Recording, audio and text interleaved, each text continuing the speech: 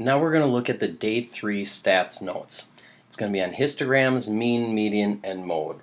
There's a few definitions that you're going to want to write down here. The mean is the average. That's generally what we've always considered the average. If you hear mean, that's what most people think of as the average. It is not resistant to outliers, meaning if you have a number that's very large or very small compared with the rest of the data, it will have a big effect on what the average or the mean is. The median is the middle when the data is ordered from smallest to largest. This is resistant to outliers, meaning if you have a very large number, it won't affect the median because the median is just the middle number. The mode is the one that occurs most frequently. Range, you just take the highest value minus the lowest value, and then the spread is just the lowest to the highest. When you're looking at the shapes of different graphs, the mean and median can be arranged in a little different way. If the graph is symmetric, the mean and the median are usually in the same spot or very close to the same spot, which is going to be in the middle of the graph. If it's skewed right, the mean is always going to be on the right of the median, and if it's skewed left, the mean is always going to be on the left of the median. And that's true as long as the graphs are skewed. So let's take a look at the first data set, and we'll find the mean, median, and mode for the first data set.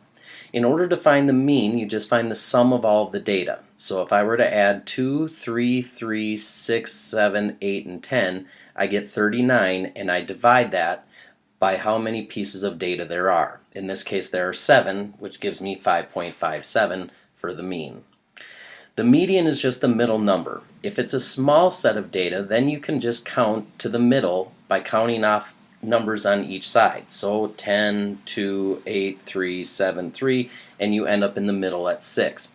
But if you have very large sets of data, that can be very hard to do and very time consuming.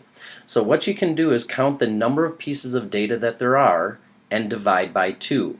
If you get a 0.5 in your answer, you round up to the next one, so in this case it's 3.5, so I'm going to round up to 4. That means the fourth piece of data is the median. So if I count from the start, 1, 2, 3, 4, that's going to be my median.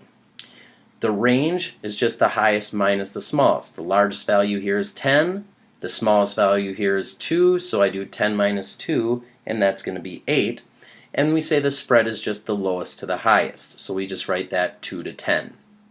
So our mean is 5.57, our median is 6, our mode, which is the most frequently used piece of data, is going to be 3 because it happens twice.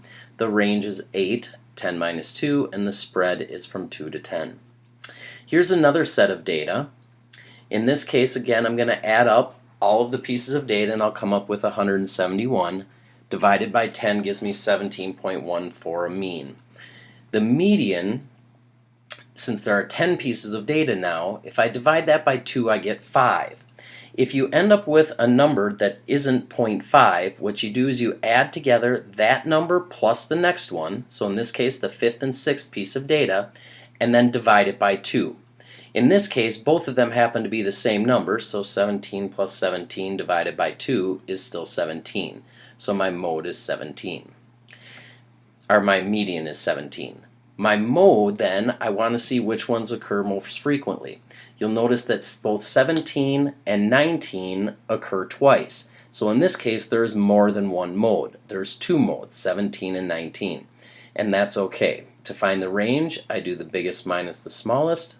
So 23 minus 12, which is 11. And then the spread is just 12 to 23.